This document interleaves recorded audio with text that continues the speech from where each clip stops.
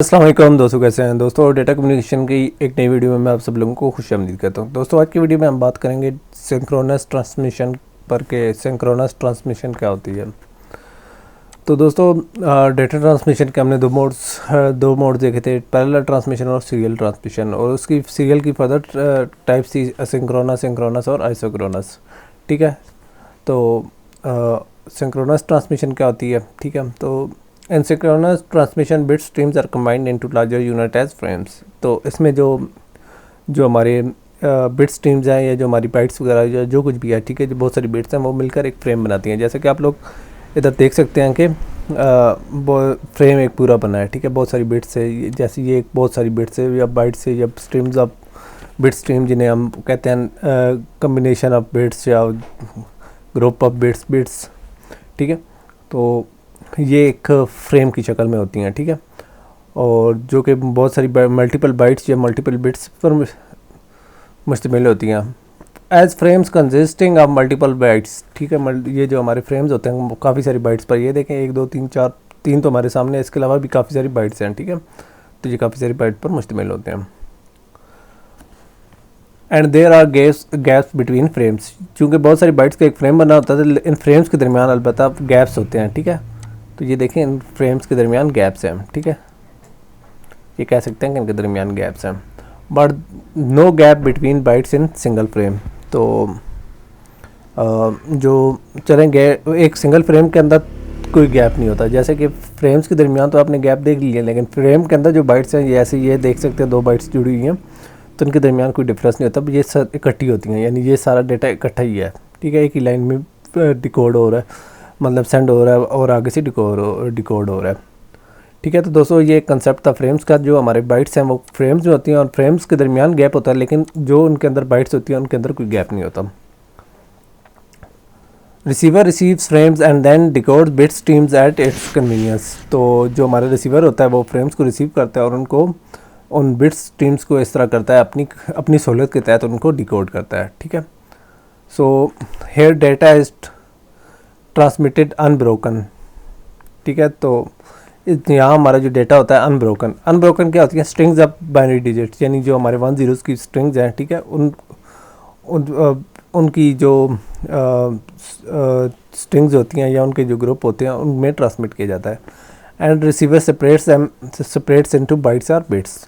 तो रिसीवर फिर फर्दर उनको जो सेपरेट करता है बाइट्स और बिट्स में, यानी जो डेटा होता है वो लगातार जाता है। जिस तरह ये फ्रेम देखे लगातार पूरे का पूरा चला जाएगा। ठीक है, तो ये आगे से रिसीवर के काम है कि वो किस तरीके से उनको अलग करता है। ठीक है,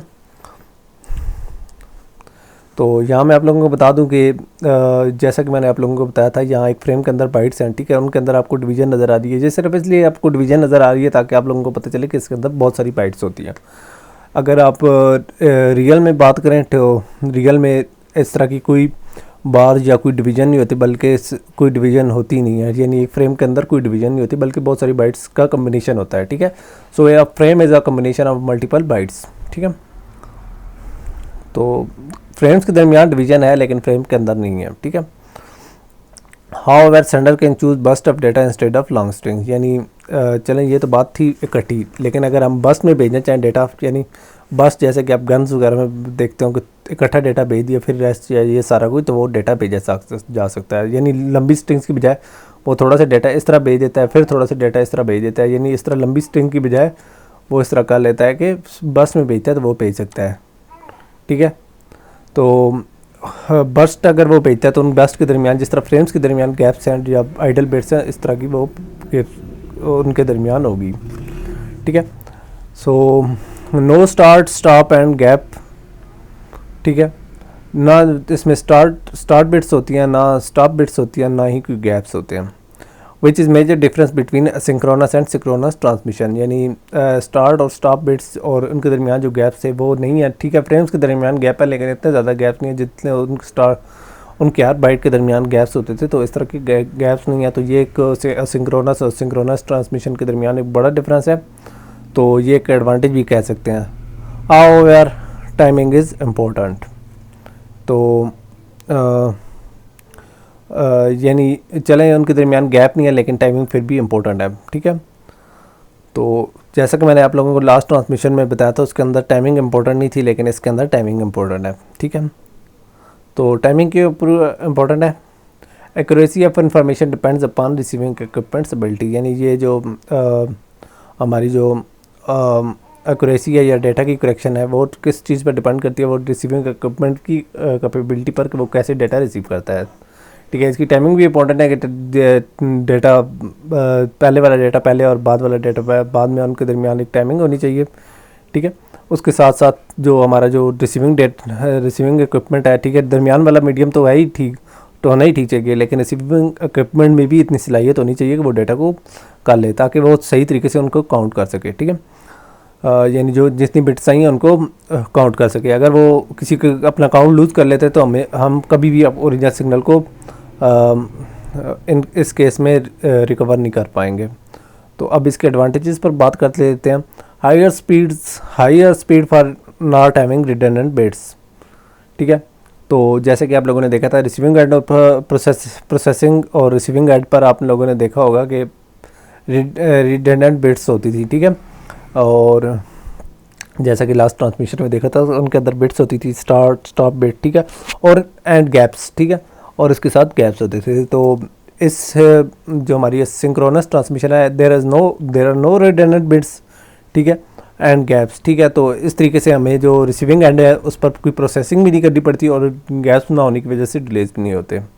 ठीक है, तो ये जैसा कि हमने बात की है सिंक्रोनस ट्रांसमिशन की, जिसके अंदर आपने देखा टाइमिंग भी इंपॉर्टेंट है और इसके अंदर बहुत जल्दी डेटा ट्रांसमिट हो रहा है, क्योंकि इसके अंदर रिडंडेंट बिट्स यानी एक्स्ट्रा बिट्स भी नहीं है और उनके दरमियान गैप्स भी नहीं है। तो ये यूज़फुल होता है एप्लीकेशन में, बहुत हाई स्पीड एप्लीकेशन में। ठीक है, और यूजली एक कंप्यूटर से जैसे दूसरे कंप्यूटर के दरमियान जो ट्रांसमिशन होती है उसके अंदर सिंक्रोनस ट्रांसमिशन यूज़ होती है। तो आज की वीडियो में हमने सिंक्रोनस ट्रांसमिशन को देखा है, जिसके अंदर हमने देखा है कि कैसे हमारा जो कंसेप्ट है टाइमिंग का, ठीक है, उसके अंदर हमने देखा है फ्रेम्स के अंदर किस तरह डाटा होता है और फ्रेम्स के दरमियान कैसे गैप्स होते हैं। ठीक है, लेकिन बहुत ज़्यादा गैप्स और बहुत ज़्यादा एक्स्ट्रा बिट्स नहीं होती, जिसकी वजह से ये स्पीडी प्रोसेस है। तो उम्मीद करता हूँ आप लोगों को ये वीडियो पसंद आई होगी। तो इंशाल्लाह नेक्स्ट वीडियो में हम जो लास्ट टॉपिक रह गया आइसोक्रोनस, ठीक है, तो उस पर बात करेंगे। तो तब तक के लिए इजाज़त दीजिए, अल्लाह हाफिज़।